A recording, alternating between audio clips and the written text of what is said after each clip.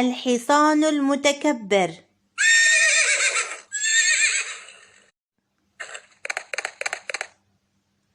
ها هو الحصان القوي قد جاء راكضا، وأصدقائه الحيوانات يهربون خوفا من بطشه. جمع الحصان المتكبر حيوانات الغابة وصرخ بسخرية: لن يستطيع أحد مواجهتي، فأنتم ضعفاء وأنا قوي شجاع. هربت الحيوانات خوفا منه، وتابع سيره يتمايل بغرور.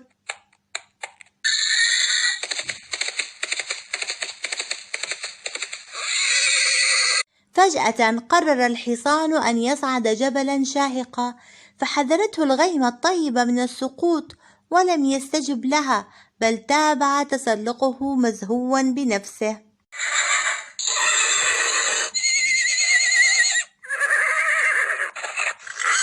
وعندما بلغ الحصان أعلى الجبل زل حافره بصخرة قاسية،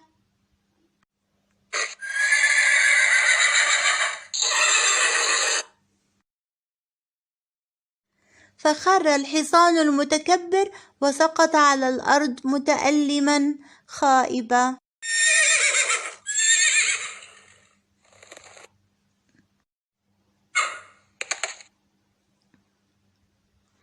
وعندما نهض الحصان المتكبر شعر بالخجل من الغيمة الطيبة التي نصحته، لأنه لم يستجب لها.